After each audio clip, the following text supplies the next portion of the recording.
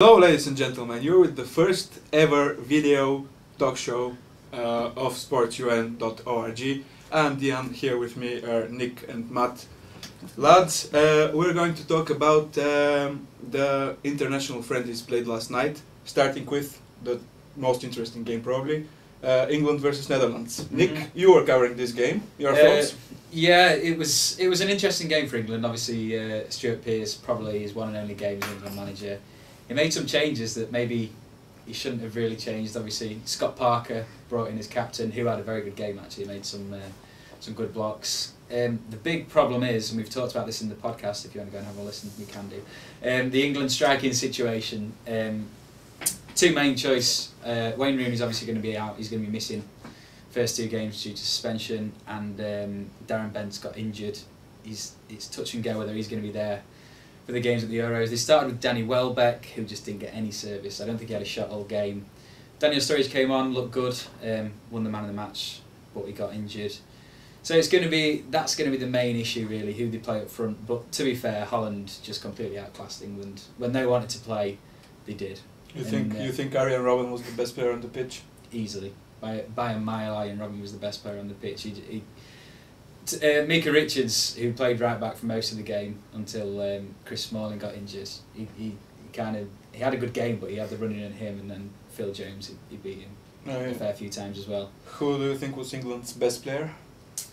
That's a good question really. Sturridge won man of the match. He did well, he put a few good crosses in. I didn't think we defended too badly, to be fair. I thought Micah Richards, after not playing for 4 years, however long it's been since he's played for England, I thought Micah Richards had a good game. He's my first choice right back for the Euros. I don't know really, I don't think anyone particularly stood out. Scott Parker as captain, I suppose he led by example, got a few good challenges in there, a few good blocks. That was it really. All in all, we agree that England need to step up their game if they're to achieve something memorable during the Euros starting in June.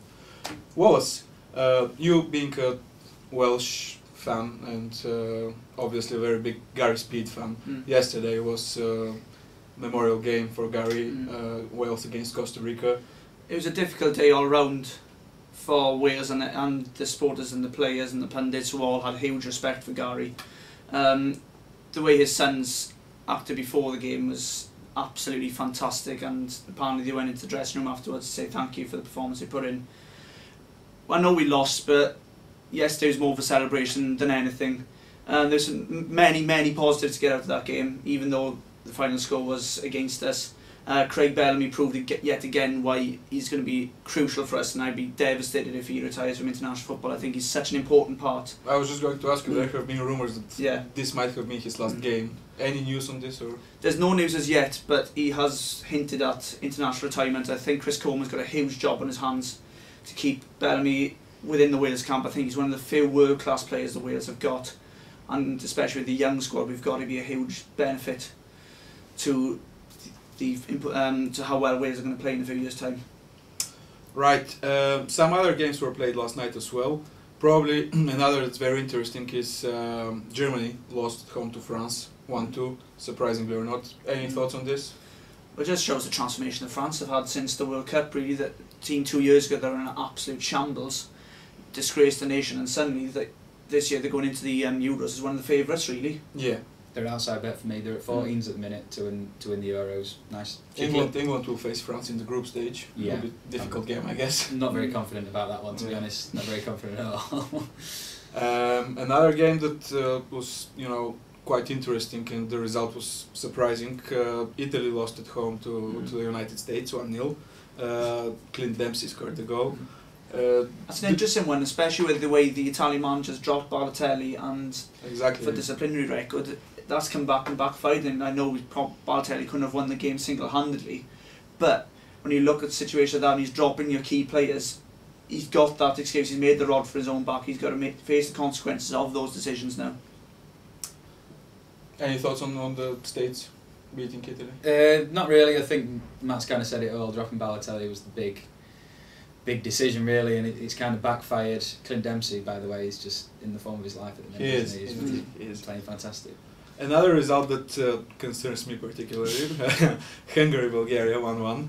At least we didn't lose for the first time in a year and a half. which is at least some progress with Always our pick new up the manager. positives. Always, yeah. Some other interesting results.